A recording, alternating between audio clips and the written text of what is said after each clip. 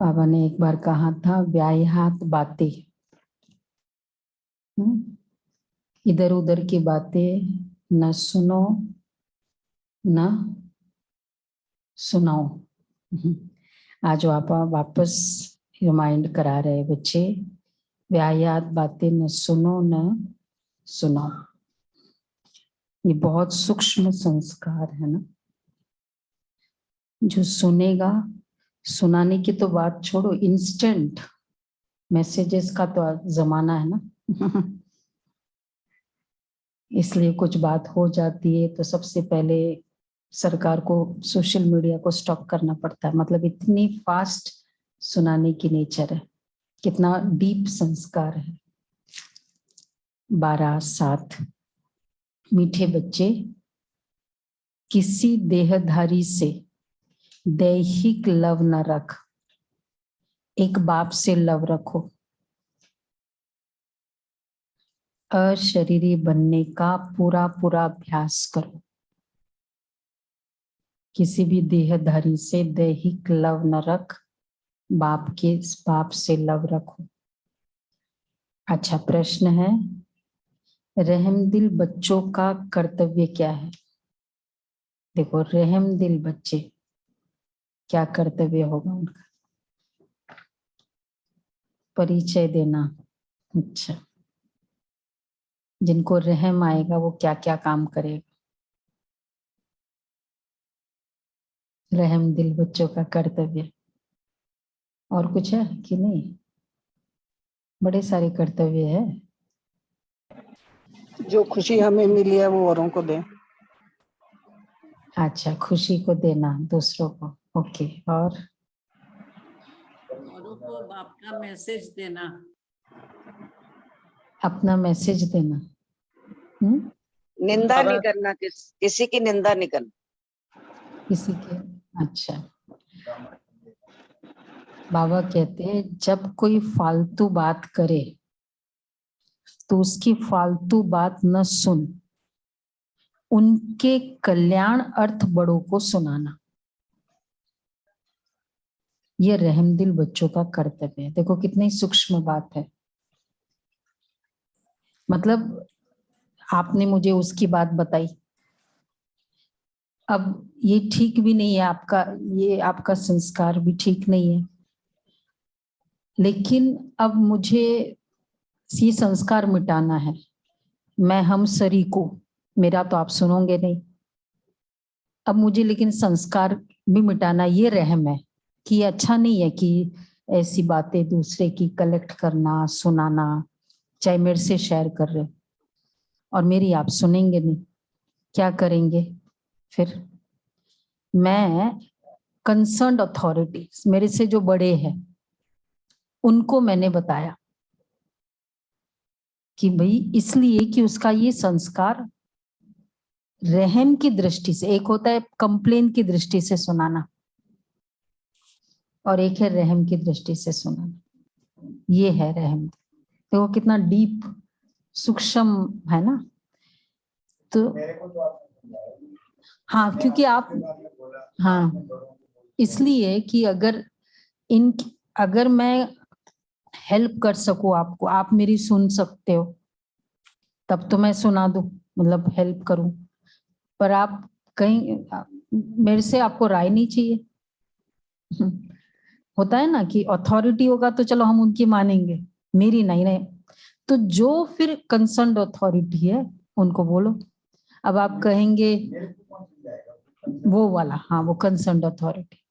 और अगर चलो घरों में है, कुछ ऐसे रिलेशनशिप में हो गया, अब आप क्या कहेंगे? उनको तो लेकर नहीं आ सकते सेंटर पे, या मतलब अगर वहां घरों के जो बड़े हैं उनको बताया, अगर ऐसा कोई है नहीं, लास्ट रिसोर्ट बाबा है बस। बाबा कहते हैं उनके कल्याण अर्थ, सी वो इम्पोर्टेंट है, उसका अच्छा होने के लिए बड़ों को सुनाना, नहीं कि मेरा उसका कंप्लेन करे या मेरा इंप्रेशन उससे अच्छा हो जाएगा, इस वे से बड़ों को नहीं सुनाना। यह रहमदिल बच्चों का कर्तव्य है। जिनमें कोई पुरानी आदतें हैं उन्हें मिटाने में सहयोगी बनना है, बनना ही, जिनकी भी कोई पुरानी आदतें हैं उन्हें मिटाने में सहयोगी बनना ही रहमदिल बनना है। अगर उनका कोई ऐसे पुराना संस्कार है उसे मिटाने में मुझे जो हेल्प चाहिए, एक होता है ना क्रोधी बन जाना उसके संस्कार के कारण, तो मैं क्या कर रही हूँ, उसको हेल्प नहीं कर रही हूँ, खुद को रहम का पात्र बना रही हूँ, वो भी रॉन्ग। क्लियर हुआ ना? बाबा बहुत अच्छा, ये 2 स्टेटमेंट में बहुत सारा ज्ञान है। अच्छा, दूसरा प्रश्न है, कौन सा टाइटल किसी देहधारी को नहीं दे सकते लेकिन ब्रह्मा बाप को दे सकते? कौन सा टाइटल? हाँ, प्रजापिता ब्रह्मा। प्रजापिता, अच्छा,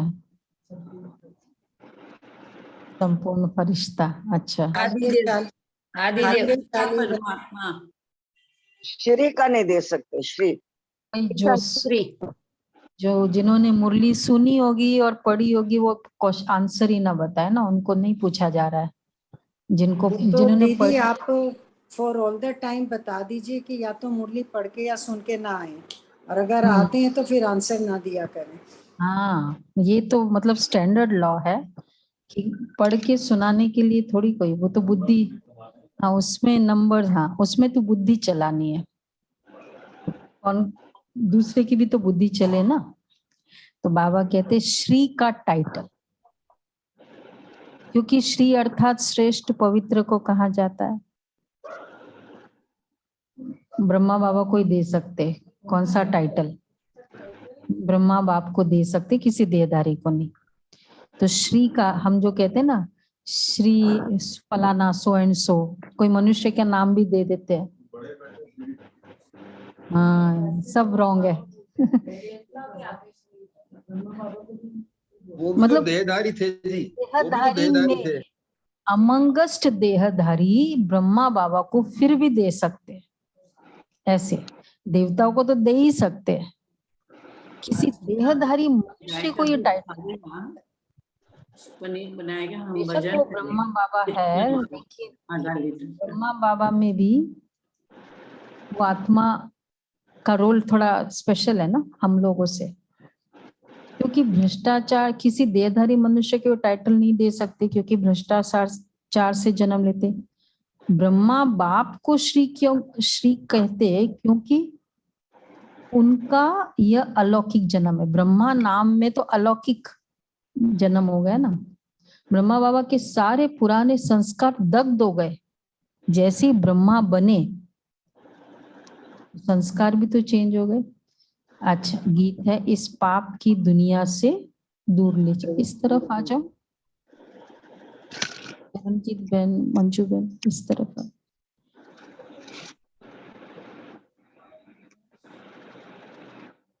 आत्मा और शरीर, देवता को श्री, देवताओं को श्री, श्री शिव बाबा को। मतलब देखो ना, बाबा ने कितना क्लियर कहा, ब्रह्मा बाप को श्री कहते क्योंकि इनका यह अलौकिक जन्म है। ये थोड़ा यूनिक आज बात बाबा ने बताई। अलौकिक, ब्रह्मा नाम तो अलौकिक हो गया ना, लेखराज था लौकिक नाम, तो इसलिए उनको श्री का टाइटल दे सकते। मतलब समझ करना है, कंसेप्ट को समझना है इस बात में। एक्चुअली अच्छा। में इसका एक मुरली में भी आया था, सूरज भाई कई बार रेफर करते हैं कि शिव बाबा ने उनके अंदर में जितने उनके पुराने संस्कार थे उन सबको मिटा दिया था, तभी तो वो बहनों को इस तरीके से हैंडलिंग कर पाए, अदरवाइज ही वाज ओनली 60। मतलब पुराना संस्कार, कोई भी पुराना फीलिंग, पुराने संबंध की फीलिंग, वो सब बाबा ने चेंज कर दिया ना, जैसे ही ब्रह्मा बने।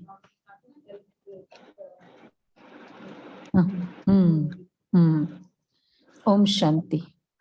बच्चे अब समझ गए हैं, अर्थात समझदार बन गए हैं। तो जरूर पहले बेसमझ थे, अभी समझदार बने।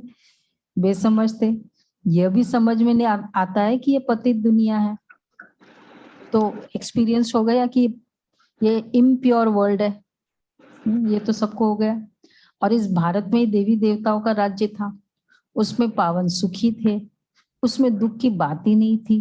परंतु शास्त्रों में कई बातें सुनने के कारण यह भी समझ में नहीं आता कि स्वर्ग में सदैव सुख था। स्वर्ग का किसको पता ही नहीं, समझते हैं वहां भी दुख था। यह है बेसमझी। अब तुम बच्चे समझदार बने हो, बाप ने आकर समझदार बनाया है, उनकी श्रीमत पर चल रहे हो। ये पतित दुनिया है, स्वर्ग पावन दुनिया थी। पावन दुनिया में भी दुख हो, फिर दुख की दुनिया ही कहेंगे ना, फिर गीत भी रॉन्ग हो जाता। कहते भी है, हे बाबा ऐसी जगह ले चलो जहां आराम सुख चैन हो, इस पाप की दुनिया से कहीं दूर ले चल। आगे आगे जी, इस पाप की दुनिया से अब और कहीं ले चल, चित चैन जहां पाए ले चल तू वहीं ले चल। इस पाप की दुनिया से अब और कहीं ले चल। लोगों की जफाओं से, दुनिया की निगाहों से, लोगों की जफाओं से, दुनिया की निगाहों से अब दूर कहीं ले चल, अब दूर कहीं ले चल। इस पाप की दुनिया से अब और कहीं ले चल। इतना नहीं है जी। तो बाबा कहते हैं ना, कहते भी नहीं बाबा ऐसी जगह ले चलो जहां आराम सुख चैन हो, लोगों की जफाओं से, दुनिया की निगाहों से। बच्चे ये भी जानते कि स्वर्ग सोने की चिड़िया थी, देवी देवताएं थे, कभी भी किसको दुख नहीं देते थे। गाते भी है, फिर शास्त्रों में ऐसी बातें लिखी है जो समझते ये परंपरा से चलाता है। कृष्ण पर भी झूठे कलंक लगा दिए। कहा जाता है जैसी दृष्टि वैसी सृष्टि, समझते सारी सृष्टि पतित है। इस समय उन्हों की दृष्टि ही पतित है तो सारी सृष्टि को ही पतित समझते। किसी को पूछो आपने कभी दुख का अनुभव किया, क्रोध का अनुभव किया? कई नए अज्ञानियों को पूछते हैं ना तो वो कहते हैं सबको अनुभव है। मतलब हर कोई सबके बिहाफ में कॉन्फर्मेशन देता है और वो भी कॉन्फिडेंस है कि सबको अनुभव है। ऐसे क्या ये कोई प्रश्न पूछना होता है? तो दृष्टि, खुद की दृष्टि वैसी तो सृष्टि भी वैसी दिखाई देता है। समझते परंपरा से, तो इस समय उन्हों की दृष्टि ही पतित है तो सारी सृष्टि को ही पतित समझते। समझते परंपरा से पतित पना चला आया है। अभी तुम बच्चों में समझ आती जा रही है। सो भी नंबरवार पुरुषार्थ अनुसार परम पिता परमात्मा के बच्चों को डायरेक्शन मिलते हैं। आत्माओं को बैठ बाप समझाते हैं। सभी आत्माएं पतित है, इसलिए पतित आत्मा पुण्य आत्मा कहा जाता है। बाप आत्माओं से बैठ बात करते हैं, तुम हमारे अविनाशी बच्चे हो। फिर मम्मा बाबा भी कहते हो, इस दुनिया में किसी को भी पिताश्री नहीं कह सकते हैं। माना श्रेष्ठ, एक भी मनुष्य श्रेष्ठ है नहीं, श्रेष्ठ नहीं है। रिस्पेक्ट, चलो एल्डर एज के कारण रिस्पेक्टफुल है, श्रेष्ठ और रिस्पेक्ट में फर्क है। एक एज के कारण रिस्पेक्ट, पर श्रेष्ठ है, श्रेष्ठ है निर्विकारी, सर्वगुण निर्विकारी, संपन्न, पितृ। नहीं लिखते सर्वगुण से हैं। संपन्न दीदी, सदगुण से संपन्न। कैरेक्टर संकल्प उसमें है ना। श्रेष्ठ मतलब एलिवेटेड, श्रेष्ठ मतलब नॉट ग्रेट, एलिवेटेड, पवित्र। हाँ बहुत सारे पैरामीटर्स हैं। तो सृष्टि बाबा इसलिए कहते इस दुनिया में किसी को भी श्रेष्ठ श्री का टाइटल नहीं मिल सकता। एक भी मनुष्य श्रेष्ठ है नहीं, ये तो एक की महिमा हो सकती है। यहाँ तो सब भ्रष्टाचार से पैदा होते, इसलिए श्री कह नहीं सकते। भले तुम इनको इस समय कहते हो क्योंकि सन्यास किया हुआ है श्रेष्ठ बनने के लिए। तुम जानते हो अभी हम फरिश्ते बनने वाले हैं। भ्रष्ट को श्री कह नहीं सकते, देखो श्रेष्ठ को श्री कहते, एंड भ्रष्ट मतलब भ्रष्ट, इनका विकार से विकार, काम विकार जिनको है वो भ्रष्ट है। तो भ्रष्ट को यहाँ पर ये पॉइंट क्लियर होता है कि क्योंकि ये ब्रह्मा का अलौकिक जन्म है, ये नहीं बाबा ने कहा कि वो संपूर्ण बन गए, पर क्योंकि अलौकिक जन्म है इसलिए उनको श्री कह सकते हैं। ब्रह्मा नाम ही अलौकिक जन्म का। ओम शांति। ये भी हो सकता है कि वो कर्मातीत अवस्था में पहुंच चुके थे, इसीलिए शायद उनको श्री कहा पहुंचे नहीं थे, नहीं, ये तो 60s की मुरली है ना, तब तक कर्मातीत पुरुषार्थी थे, पहुंचे नहीं थे। तो भ्रष्ट को श्री कह नहीं सकते। श्री लक्ष्मी, श्री नारायण, श्री राधे, श्री कृष्ण, अब इनको श्री कह सकते। मंदिरों में भी उन्हों की महिमा गाते, अपने को श्रेष्ठ कह नहीं सकते। अब तुम बच्चे ने समझा है भारत श्रेष्ठ था, शुद्ध सृष्टि थी, अभी पतित सृष्टि है। वैसे भी श्री नाम ही एक बहुत डिवाइन रिस्पेक्ट का नाम है, ओनली रिस्पेक्ट का नाम नहीं है, डिवाइन रिस्पेक्ट श्री। तो कोई भी वैसी डिवाइन फिगर को श्री बोल सकते हैं ना। हर क्या बोलते हैं, श्री बालकृष्ण, ऐसे कैसे चलेगा? नाम ले लेते हैं उसका और उसका श्री लगा दिया। वो उन लोग सोचते थे कि रिस्पेक्ट के नाते देना चाहिए, पर रिस्पेक्ट वर्दी नहीं है ना, डिवाइन फिगर नहीं है ना। डिवाइन फिगर में भी सिर्फ जिनके आत्मा और शरीर पवित्र है उनको श्रेष्ठ है। और ब्रह्मा बाबा को आज बाबा ने डिस्क्लोज किया क्योंकि अलौकिक है। जिनका आत्मा पवित्र है, शरीर नहीं है, वो भी नॉट अलाउड। नहीं, कोई जैसे साधु संत है, आत्मा पवित्र है, शरीर तो भ्रष्टाचार से पैदा हुआ है, नॉट अलाउड। तो अब तुम बच्चों ने समझाया है, भारत श्रेष्ठ था, शुद्ध सृष्टि थी, अभी पतित सृष्टि है। पतित कोई भ्रष्टाचारी कहेंगे। वे लोग भ्रष्टाचारियों को श्रेष्ठ बनाने के लिए सभाएं करते हैं, परंतु दुनिया ही भ्रष्टाचारी है, तो कोई किसी को श्रेष्ठाचारी बना कैसे सकते हैं? बरोबर ये रावण राज्य है, जिस कारण रावण को वर्ष वर्ष जलाते हैं, जलता ही नहीं है फिर खड़ा हो जाता है रावण। ये भी मनुष्य को समझ में नहीं आता, जिसे जला दिया उसे फिर हम नया क्यों बनाते? देखो कितनी अच्छी बात है ना, ठीक है ना शरद भाई? 1 साल जला दिया आपने, शव को जला दिया, फिर हम अगले साल वापस जलाते थोड़ी है, बेशक उसका एनिवर्सरी मना दे, वो जो भी श्राद्ध आदि। तो रावण का श्राद्ध क्यों नहीं मनाते बजाय जलाने का? कितना अच्छा समझने की बात है, क्यों नहीं बनाते श्राद्ध? जला दिया ना, मार दिया ना क्योंकि अभी तक रावण राज्य चल रहा है, भ्रष्टाचारी राज्य चल रहा है। मतलब अभी तक चल रहा है ना, तभी तो जलाना पड़ रहा है बार बार, नहीं तो श्राद्ध ही मनाए ना, जल चुका होता तो जिसे जला दिया उसे फिर हम नया क्यों बनाते हैं? इससे सिद्ध होता है कि रावण राज्य गया नहीं है। स्वर्ग में जब राम राज्य होता है वहां तो एफिजी निकालेंगे नहीं, कहते रावण को जलाया फिर लंका को लूटा। रावण की लंका सोनी बताते हैं, इस सोना बांटते हैं ना, वो सोने का पत्ता बांटते हैं। रावण जलाने के बाद घरों में एक दूसरे के घरों में जाते हैं, वो सोने का पत्ता, सोना लेकर वो पत्ता आता है। महाराष्ट्र में होता है, हाँ बॉम्बे में है, हाँ हाँ वो पत्ता है, तो लेकर आते हैं एक दूसरे के घरों में कि बधाई हो ये अच्छा हो गया। तो रावण की लंका सोना बताते, परंतु ऐसा है नहीं, ये तो सारी दुनिया लंका है। रावण राज्य में तो सब है, वह श्रीलंका तो आइलैंड है ना, दिखलाया भी है, भारत की पुछड़ी है वो श्रीलंका, परंतु सिर्फ उसमें रावण राज्य तो नहीं है ना। रावण राज्य तो सारे विश्व पर है, लंका में थोड़ी है। काम विकार कहाँ है? क्रोध,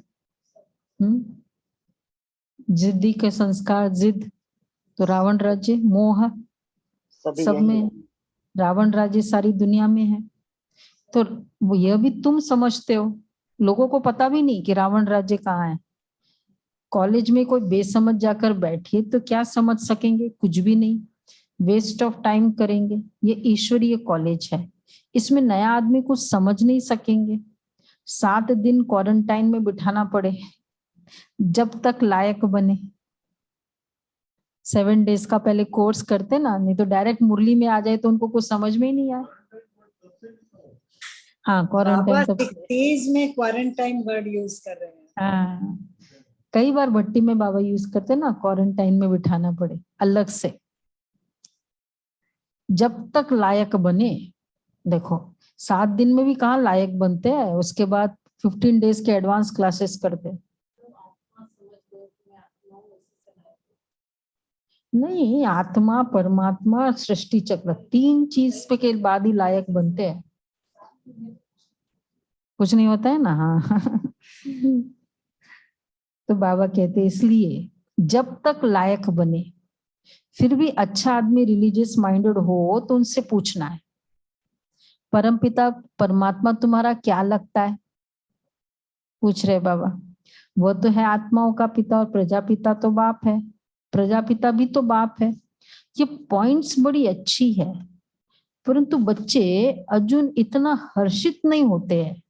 बाप कहते तुमको नई नई पॉइंट सुनाते हैं जिससे तुमको नशा चढ़े, किसको समझाने की युक्ति आए। फॉर्म भराने की कॉपी में पहले ये प्रश्न लिखाना है। कहेंगे परम पिता, तो पिता हुआ ना, गॉड फादर बोलते हैं ना, गॉड मदर कभी नहीं कहते, तो मतलब क्या प्रूव हो गया? फादर। हम सब बच्चे हैं, इतना भी मान जाए तो इतना भी अगर वो कह दे ना गॉड फादर, मतलब हम बच्चे, इतना मान जाए तो झट लिखा लेना चाहिए। क्या सुना? कि परमात्मा सर्वव्यापी नहीं है। अभी एग्जीबिशन करेंगे ना, अगर ये भी लिखते, इतना क्या लिखाना है? तो प्रजापिता के भी बच्चे ठहरे, शिव बाबा तो प्रजापिता, जो भी प्रजापिता का टाइटल है उसके भी बच्चे हो गए। प्रजा का पिता शिव हो गया दादा, और वह बाप।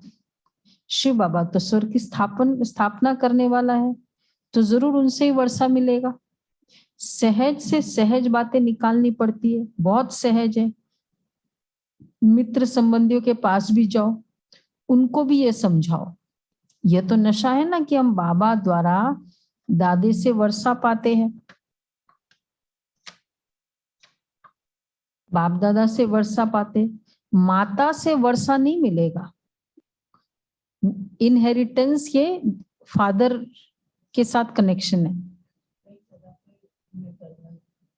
मैटरनल प्रॉपर्टी वो।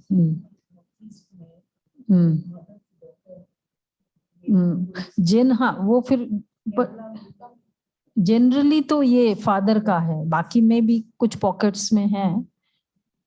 तो बाप दादा से वर्षा पाते, माता से वर्षा नहीं मिलेगा। बाप को इस स्वर्ग की स्थापना करनी है ना, वही मालिक है। जैसे उनको दादे से वर्षे का हक है, वैसे पौत्रे पौत्रियों को भी हक है।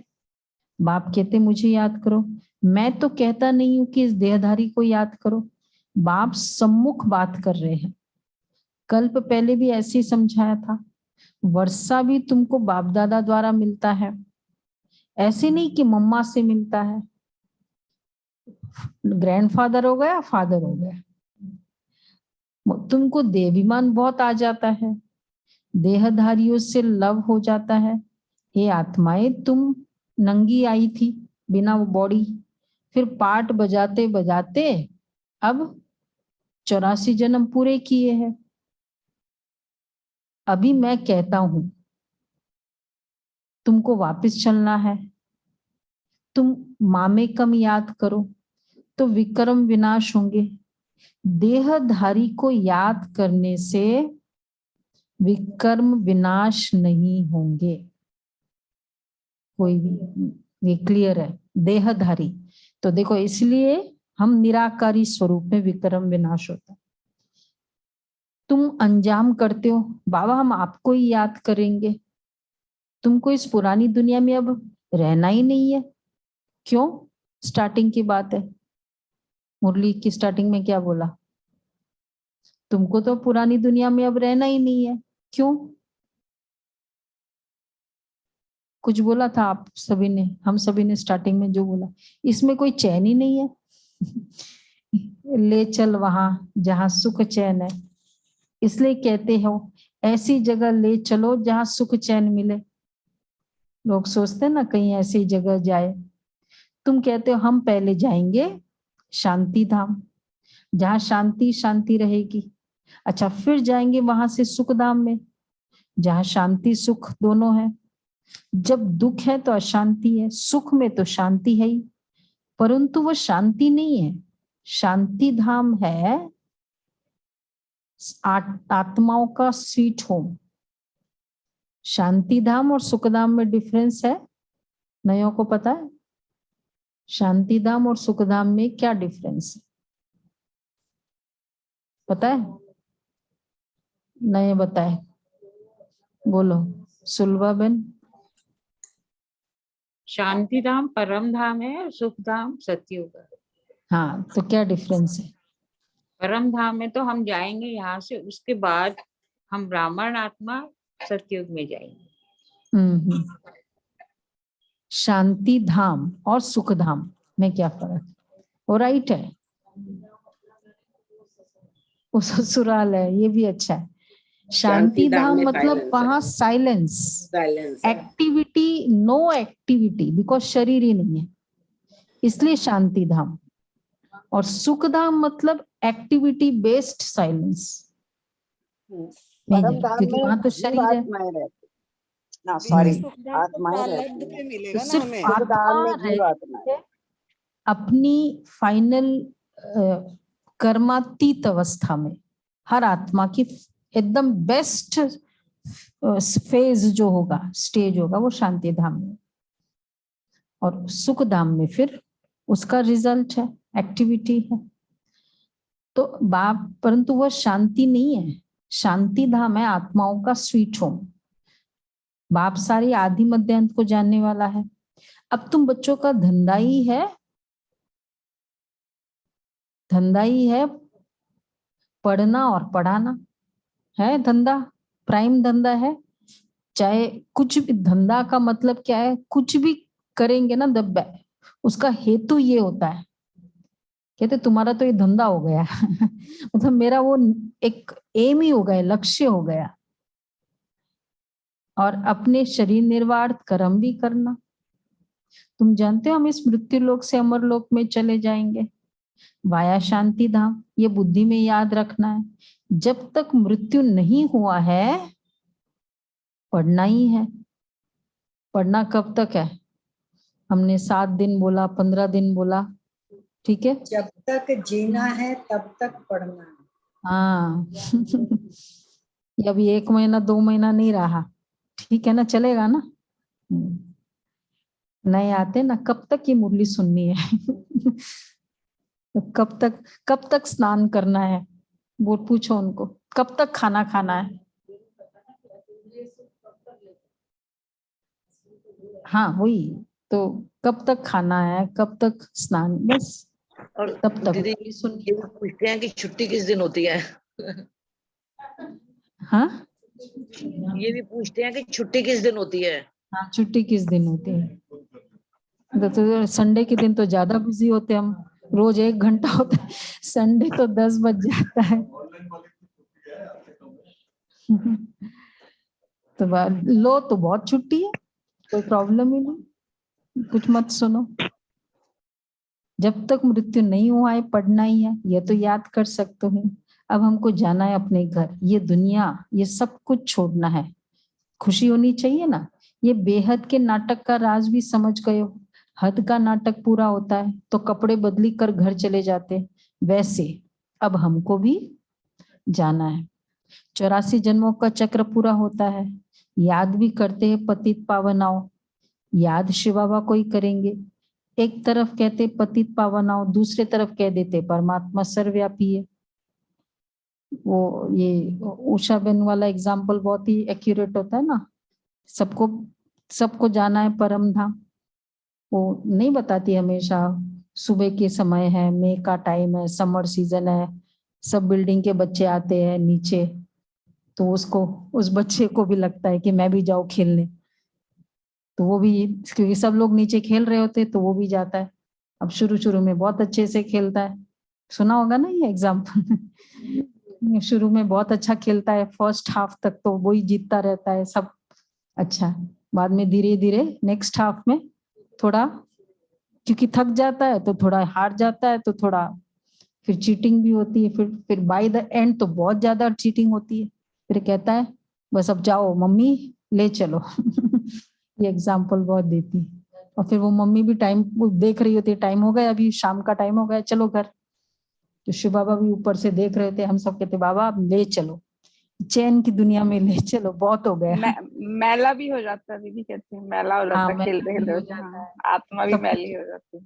हाँ, पूरा शरीर भी मतलब गंदा, ड्रेस गंदे हो जाते हैं, लोग भी चीटिंग करने लग जाते हैं, मतलब बहुत एक्यूरेट टाइम है ऊपर जाने का, ये वही टाइम चल रहा है अभी। तो ये दुनिया सब कुछ छोड़ना है, खुशी होनी चाहिए ना, ये बेहद के नाटक का राज भी समझ गए हो।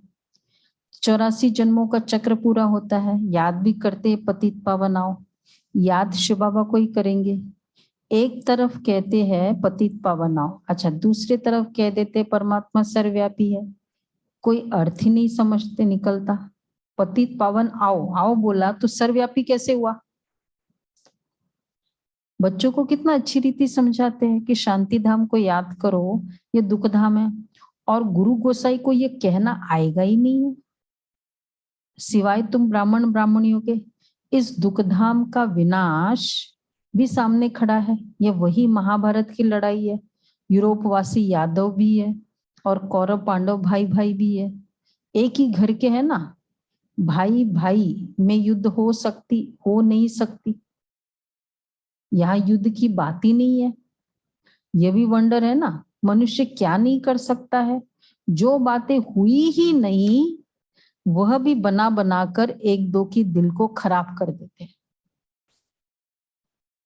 एक्चुअली स्पिरिचुअलिटी के लिए तो बहुत बड़ा एक इंसल्ट हो जाता है ना, कहते हैं महाभारत लड़ाई। अगर वो स्पिरिचुअल लेवल का मानते और लड़ाई भी कहा तो ये ऐसा तो कोई अच्छा नहीं होता है कि लड़ाई और स्पिरिचुअलिटी। यहाँ बहने थोड़ा सा आंख भी दिखा दे तो अच्छा नहीं मानते हैं, तो वहां लड़ाई हो रही है, देवी देवताओं की लड़ाई है, राम रावण की लड़ाई है। तो बाबा कहते हैं कि कितनी जो बातें हुई ही नहीं वो भी बना बना कर एक दो की दिल को खराब कर देते।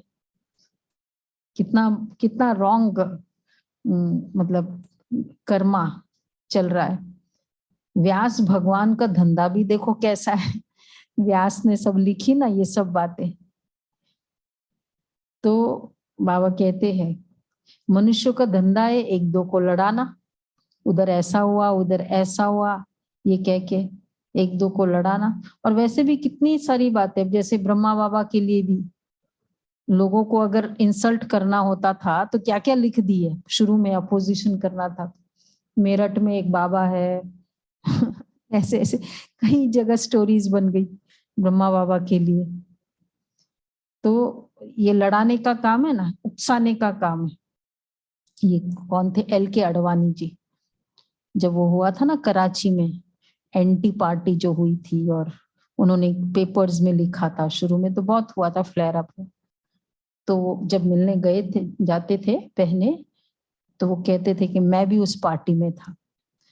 तो बाद में जब वो मधुबन आए तो उन्होंने बोला कि मैं जितना भी मैंने गलत काम किया, मतलब मीडिया में बहुत कुछ लिखा, सो एक्टिविस्ट थे ना वो, बोला मैं आज सबके सामने माफी मांगता हूँ कि जो मैंने लिखा वो बहुत गलत था। जब फर्स्ट टाइम मधुबन आए थे अडवाणी जी, उसके बाद हर साल हम अभी तक राखी बांधने जाते ही, सिंधी है ना।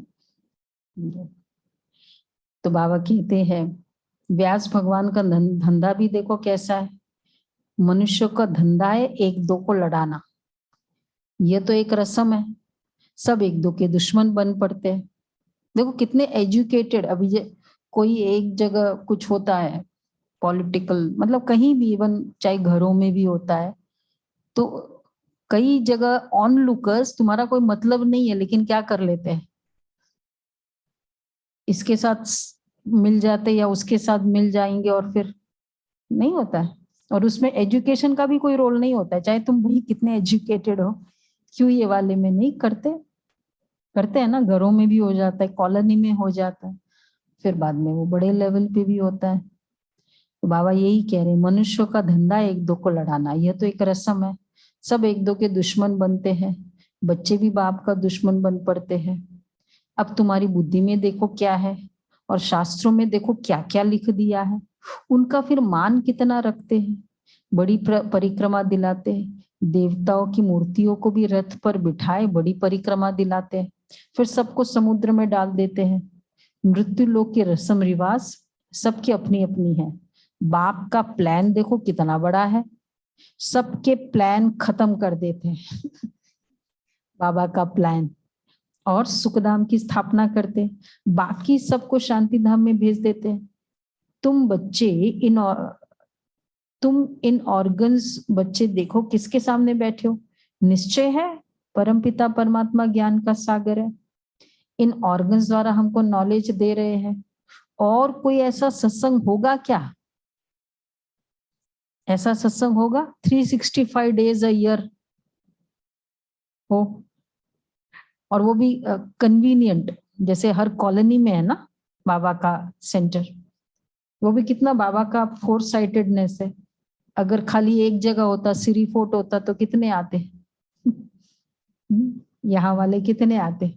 ये तो जैसे स्कूल का होता है ना कि स्कूल हर 5 से 10 किलोमीटर में होता है।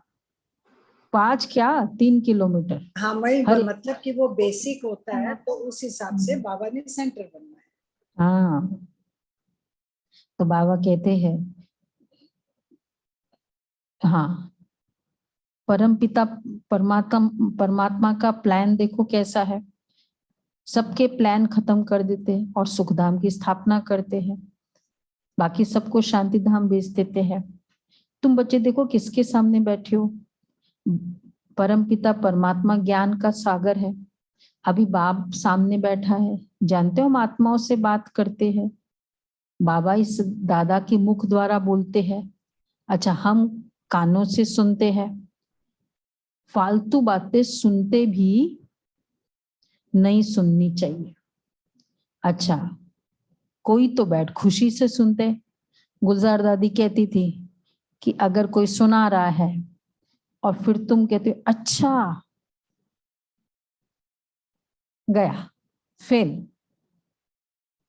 सुनते हुए नहीं सुनो, no participation in of gestures of exclamation. कौन कर सकता है ऐसा? अच्छा भी नहीं कहना, बस मुस्कुरा रहे हैं माता है। अच्छा, दमयंती बहन हाथ उठा रही, 2 जन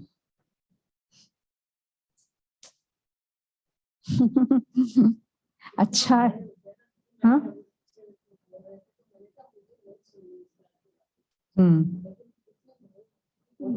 बोले जाए तो सुनते हो नहीं सुनो, कोई बात नहीं, हमको तो बाबा का सुनना है। हमको खुद को इंटरेस्ट होता है, हम लोगों के लिए ऐसे नहीं बोल सकते, खुद को इंटरेस्ट होता है, नहीं होता है? थोड़ा तो इंटरेस्ट होता है ये नहीं? अच्छा, फिर तो बहुत अच्छा। कोई तो बैठ खुशी से सुनते।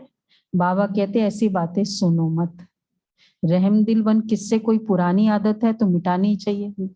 मैसेज ही आ जाएगा, पढ़ तो लेंगे थोड़ा सा भी संकल्प चला। अच्छा, तो रहम दिल बन, किसमें कोई पुरानी आदत है तो मिटानी चाहिए। शुरू में बताया ना, हाजी कर सुनना नहीं चाहिए। अच्छा, हाँ जी, हाँ जी। जो बाबा सुखधाम का मालिक बनाते हैं, ऐसे बाबा की ग्लानि तो हम सुनेंगे ही नहीं। हमको तो शिव बाबा से वर्षा लेना चाहिए। एनी कंट्रोवर्सी बातें अगर थोड़ा भी टेका दिया उसको, तो मैं इंप्रेशन बना लूंगी, और अब वो इंप्रेशन से तुम्हारे बारे में बोला, तो जैसे ही तुम आओगे तो मैं वो इंप्रेशन सहित देखूंगी आपको। उसका लिया, यहाँ स्टोर किया आंखों में, फिर वैसे देखा।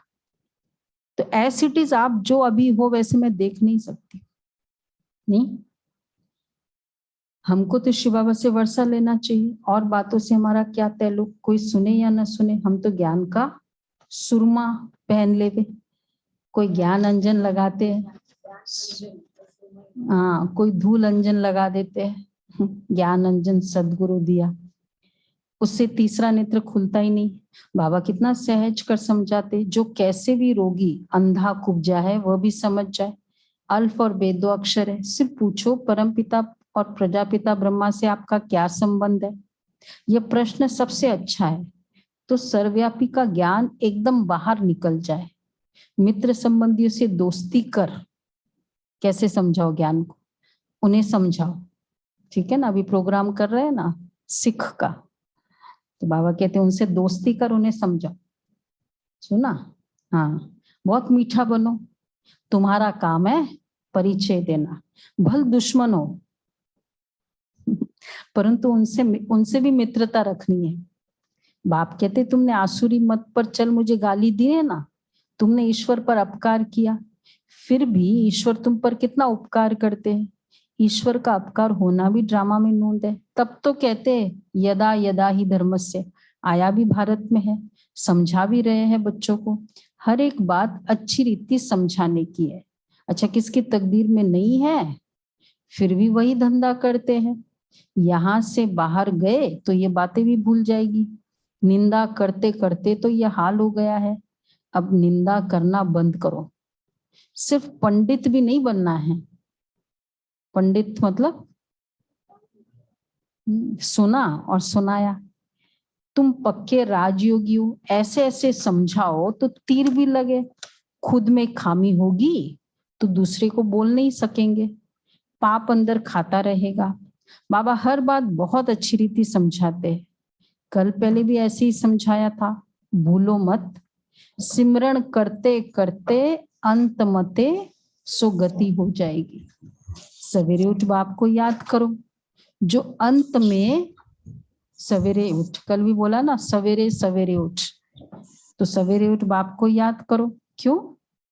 जो अंत में देह भी याद न पड़े, इतनी प्रैक्टिस हो बार बार, मैं ज्योतिर्बिंदु बस, तो देह भी याद न पड़े। हम आत्मा है। अच्छा, मीठे मीठे सिक्के लदे बच्चों प्रति माता पिता बाप दादा का याद प्यार, गुड मॉर्निंग। बच्चों को नमस्ते।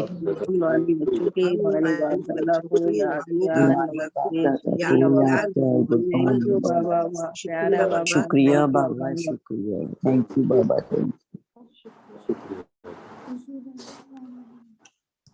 धारणा के लिए सार है, सुन, स्विच ऑन।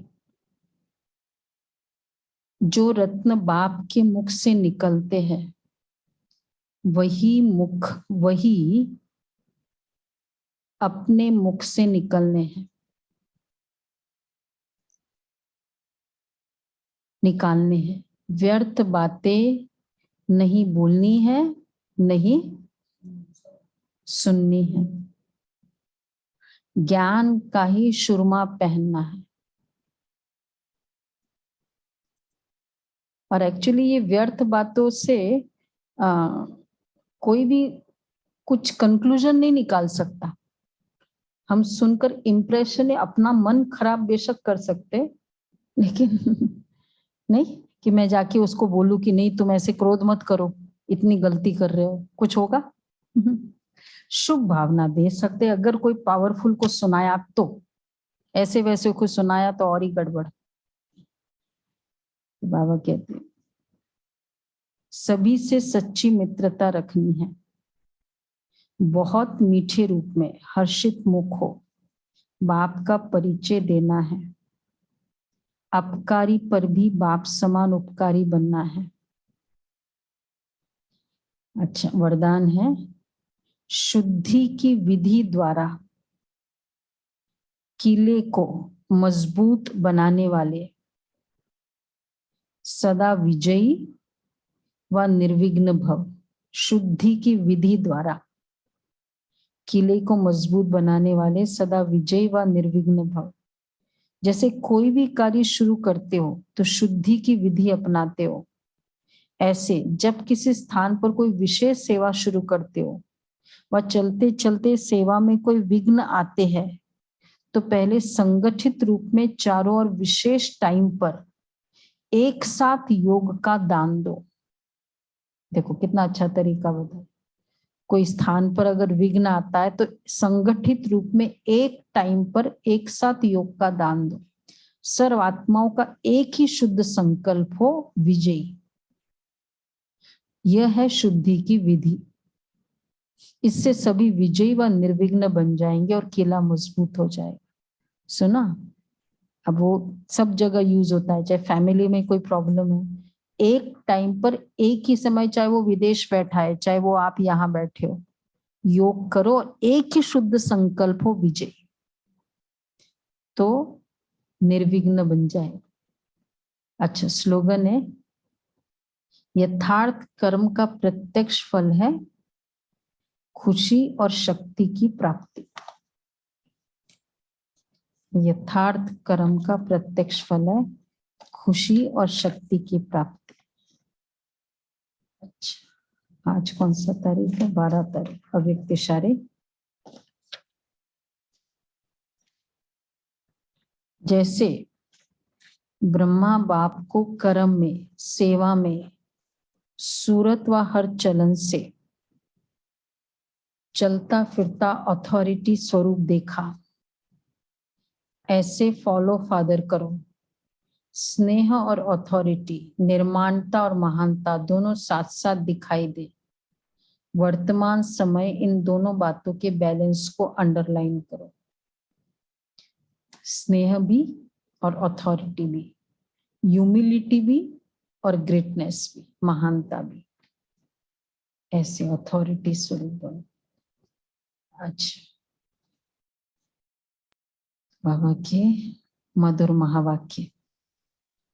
अच्छा,